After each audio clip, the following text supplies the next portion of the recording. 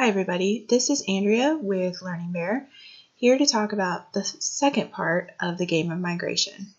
Today we're going to be focusing on checkers, and I think checkers is a perfect way to really show what's going on when it comes to migration and this relationship that we have with the world around us. So let's just look at the basic checkerboard. As you can see here, it's balanced. There's the same number of black checkers as there are white checkers. And for this situation, we're going to consider the black checkers the human impacts that could be farming land, it could be businesses that, take over a forest. Any sort of human impacts are going to be represented by the black checkers. The white checkers are more species that are trying to migrate. Okay, so whether that's birds or butterflies or dragonflies, sea turtles, wildebeest, whatever species is trying to migrate.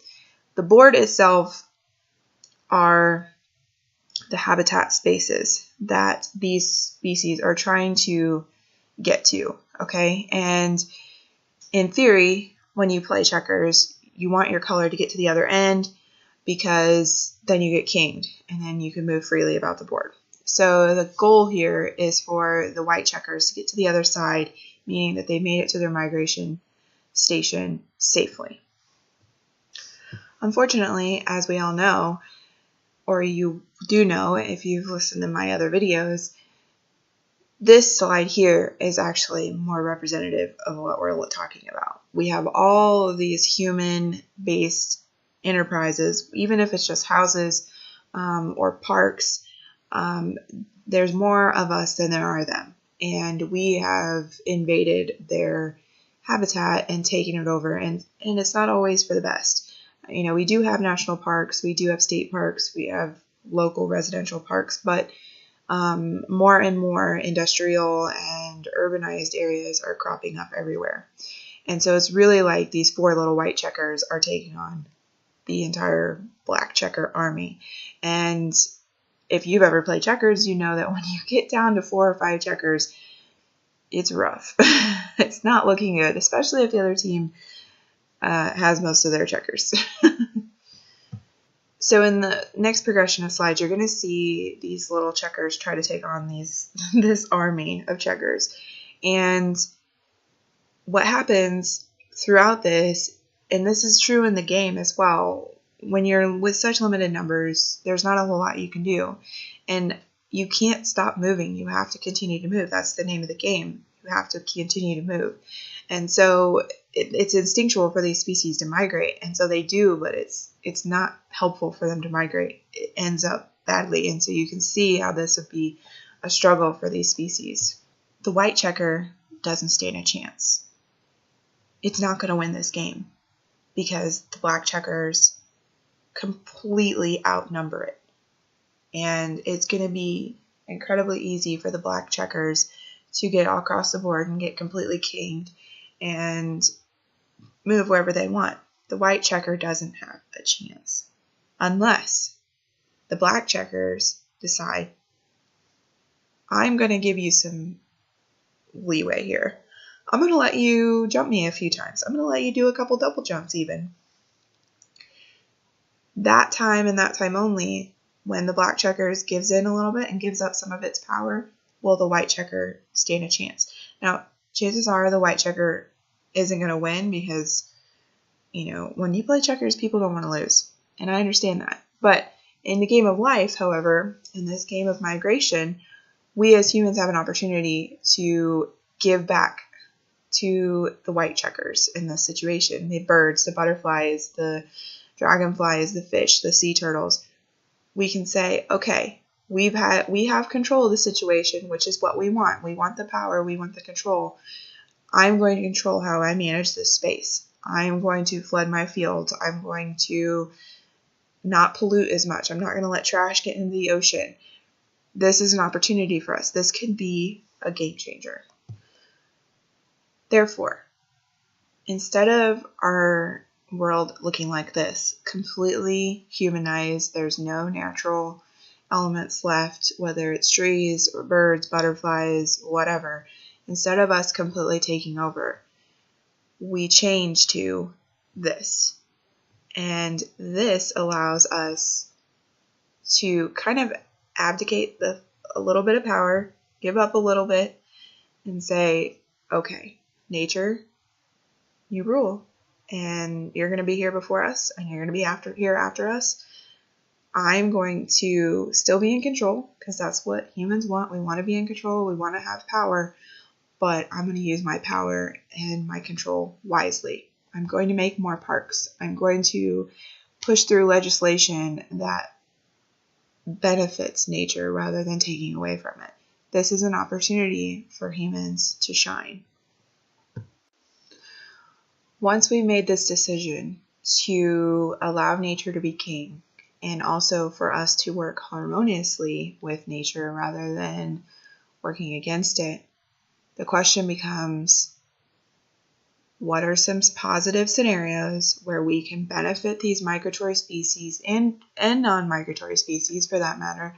I'm not trying to say that only migratory species are important, but what do we need to do in order for this to happen, to make a better place, not just for wildlife, but for ourselves? That is the real question.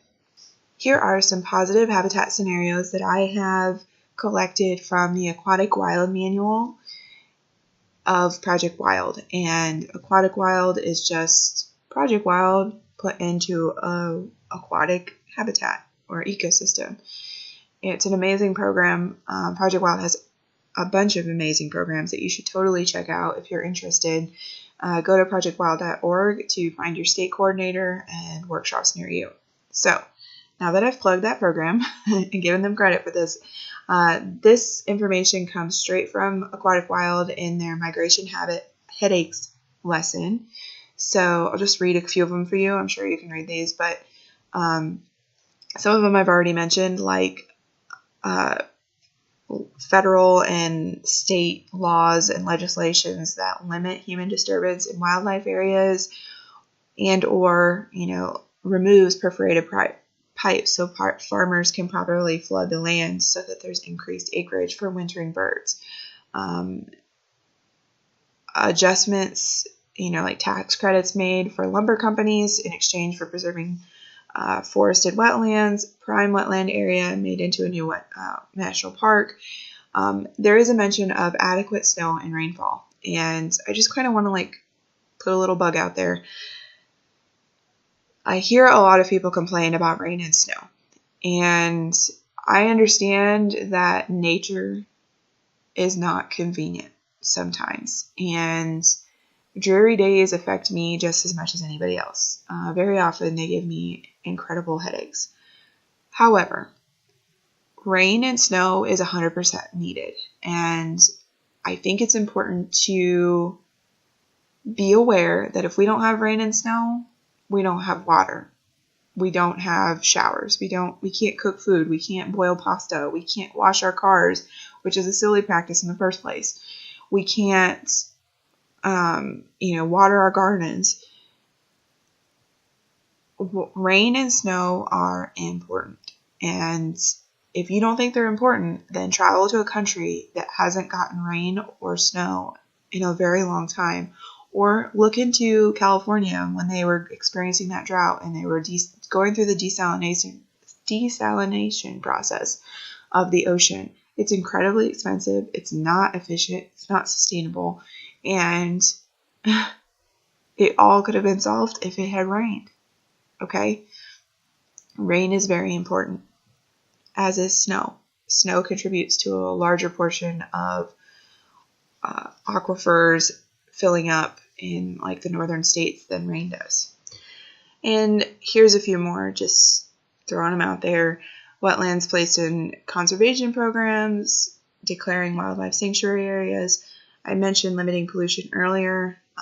This can be as simple as every time you go for a walk on the beach or in a park, you pick up 5 pieces of trash. And trust me, you'll find at least 5 pieces.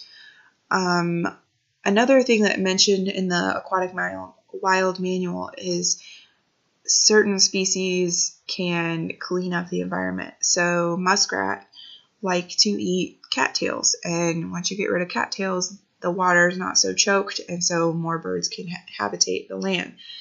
I'm not saying you should introduce muskrat. I'm not saying that at all. But what I am saying is maybe we protect the muskrats for a little while instead of killing them for their fur or whatever people use dead muskrat for, and allow them to do what they like to do, which is eat plants. Okay, eat cattails. Then they also mention certain fish that can prevent sediment and silt from moving all over the place in the water, which improves water quality and attracts more birds. So that's also really awesome. And then the last thing is to ban the use of lead ammunitions, like lead shot. This can prevent birds from dying from lead poisoning, which is not great, right? So these are just some really simple ideas, but could definitely improve the migration habitat for a lot of animals. I'm sort of focusing on birds because they're the biggest group that migrates, but this could definitely apply to many other species that migrate as well. Okay, just to wrap up, all that positive habitat scenario stuff came from the Project Wild Aquatic Manual, and it's amazing. You should definitely check it out. And if you have students or adults, whoever, that you could play the Migration Headaches game with, I totally recommend it. It is so much fun. And if you are working with young students, it will wear them out. So it's great. If you like this channel, please subscribe to it. And I also have a podcast available on Spotify, Stitcher, Google Music, and Buzzsprout. And if you really like it, please share it with your friends. Support it monetarily on Patreon. Thank you. I'm also willing to take content suggestions, so you can email me at learningbearpodcast@gmail.com. I hope you have a great day, and I'll see you soon.